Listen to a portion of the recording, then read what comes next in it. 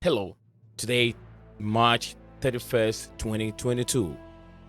As news still keep wrangling Chelsea Football Club, the Rocket family ownership bid continue momentum for the hashtag no to Ricketts protest. And before I go on, I want to thank all my fans and viewers of YouTube and listeners of YouTube, Instagram, Facebook, Twitter as well. I want to thank them all for supporting me when I was in my difficult times, and I'm still in the difficult times of recovering from a very bad spine surgery. It will take me a while to come back from my illness and start doing YouTube like I love doing. But before I continue, I just want to take this time to acknowledge all of you. And I want to acknowledge the wonderful radio station that I love to listen every day, which is TalkSports. I was very happy that TalkSports would have the opportunity to invite a UK senior citizen who is a journalist, football correspondent, Matt Law, on the show today. It was a he has to open in and out of what is going on of the Ricketts beat. As it is clear, Chelsea Football Club and fans have made it clear that they do not associate with homophobia, Islamophobia, sexism, or any other bigotic views towards ethnic minorities or the LGBTQ community to run their football club. So today, I have a very intriguing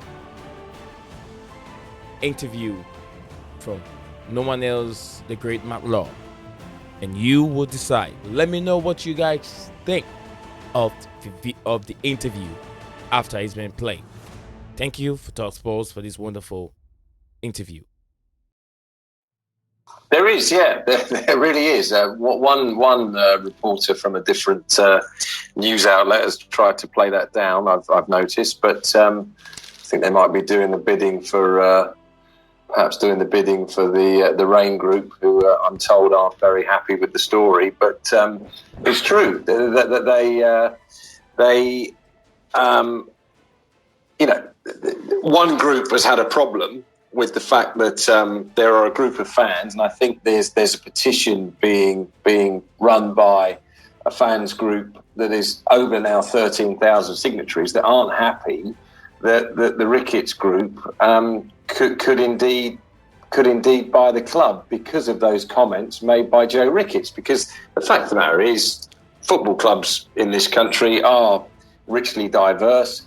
The team at Chelsea is richly diverse. There are Muslim players in that team, and one of the sort of good things about football in the 21st century is crowds are much more diverse, and their fan base is diverse. And there are understandably people thinking, whoa, if this is the view of the patriarch of the family, the man who's basically built this family into this major financial organisation that owns the Chicago Cubs. I'm not sure. We're not sure we want these people running our football club. And is it true, Matt, that following the fan backlash, the Ricketts family contacted Rain, which in turn spoke to Bruce Buck to broker this meeting with Paul Canoville, which I understand is now happening. Yeah, that is true. That is absolutely true. Chelsea confirmed that, and the fact of the matter is, now, Chelsea were trying to say to me yesterday, yeah, but hang on, this was Tom Ricketts contacted Rain Group. Rain Group asked Bruce Buck to facilitate this. But then why is Bruce Buck in the room when that meeting happens? Why does that meeting happen at Stamford Bridge? The other groups feel like Tom Ricketts was given the red carpet treatment last Thursday before the shortlist had been announced. So Ricketts, again, Ricketts came to London last week, realising there was a reputational issue that they had to address or try and address. That was unique to their bid. The other three groups don't have this problem, and he's flown over, and we have to recognise that he's at least taken it seriously. and he's trying to, he met the Chelsea pitch owners, he met the Chelsea Supporters Trust, and because Canoville was the lead voice on this, had gone very public on Twitter saying we do not want these people running our football club. He has met with Canoville, but as I say, the other big groups did not know that meeting was taking place last Thursday. And when it did come out earlier this week that actually Bruce Buck had helped facilitate the meeting and had been in the room, now Chelsea is saying he didn't speak, but I think I almost heard Simon laugh in the background there. But it's I can understand why they're uncomfortable about it. Right, on the face of it, they see it, Matt, as preferential treatment. I mean, can you, Simon, understand the anger amongst the rival bidders? As Matt has outlined, they would see it as preferential treatment. I can understand the argument on both sides of the fence. If they were asking a la Gordon Gekko to address 13,000 shareholders, or in this instance 13,000 fans, to talk to them about their principle of their position, then I would have a bit more of an issue with it. Bruce Buck may well be in the room, and Bruce Buck may well have been facilitating the introduction, because he may well be the person that had Paul Canaville's number. If these people hadn't even asked about them, they could have probably got Paul Canaville's number without even involving the Rain Group or involving Bruce Buck. All of these bids are virtue signalling their way into some sort of position of a beauty parade. The Rain Group have also talked about the notion that people should dial it back. This is not a beauty parade. You're getting so-called Chelsea fans like Nick Candy trying to tell you that the reasons why he wants to buy a football club is solely because he's a Chelsea fan.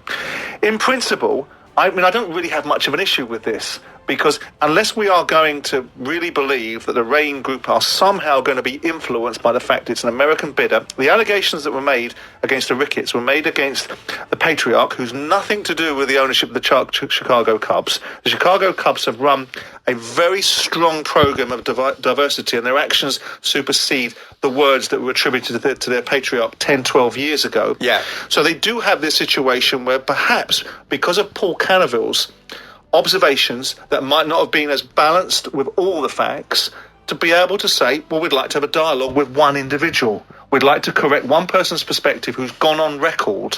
Is that acceptable? And I don't see anything more sinister than that. But the bottom line is it acceptable? I don't think it's unacceptable. I can see the argument as to the reason why people think, and if Matt's observations about how they've had the red carpet rolled out for them in terms of how they're being treated by those at Chelsea, and of course the people will join it up and say, Buck's an American, it's an American bidder, it's been run by an American bank, this is all weighted in one particular perspective, that the outcome is going to be like writing a fan-led review. It's going to give the outcome that people want. Then the bottom line is, then that's an argument. But the thing is, Simon, what's riled them is a letter was sent to the bidding groups on March the 1st, stressing that no contact should be made with the Chelsea executive during the sale process. But they haven't made contact with the Chelsea executive. They've made contact with the Rain Group. So the question should be, are the Rain Group holding this particular process together properly? Because they went to the Rain Group and asked the people that are conducting the sale, can we have a dialogue, not with the executive, can we have a dialogue with an individual that's courting public opinion, which is Paul Canaville?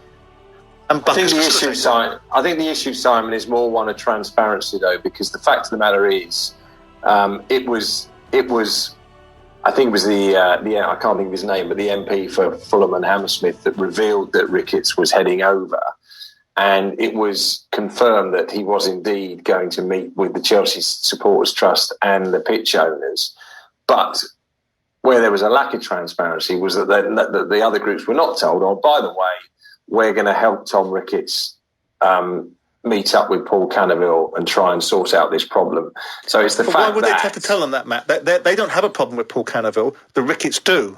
So why would anybody have to be privy to the fact that they've asked for a dialogue with Paul Canaville? I think it's the fact that we've asked Bruce Buck to sort out the meeting, and he'll be there, and he'll be walking around Stamford Bridge with Tom Ricketts. I think that's the issue that they have, and it's because they're all sitting in their offices. Look, I'm not doing. Can I just be clear here? I'm not doing anybody's bidding. I thought it was a legitimate story yesterday when I was contacted by one of the big groups, and I now know one of the other big groups also feels pretty much the same. When I was contacted by, and I thought, this is a fair story. If people are unhappy, as I say, I'm not doing anybody's bidding. Well, then the people that are in the box seat for criticism are those that are holding the sale together, which is the Rain Group. They're the ones. Which is why I think, to be held accountable for this. I mean, I do think it's entirely reasonable if a situation has manifested itself for any group which is prejudicial, that they have an opportunity to readdress that. Any one of them, whoever it was. And I do think that's an appropriate conduct, because Paul Canoville has had something to say, and Paul Canoville can speak to what was happened in that meeting. He can talk to the media and say, well, Bruce Buck was there. He left the room after he facilitated an introduction, and that was about the long, short and tall of it. And they told me what their views on the observations that their father has made, and I either accept it or I don't. There's nothing more sinister than that, is there? Well, you wonder, Matt, if Paul Canoville will be involved in other discussions with other bidders.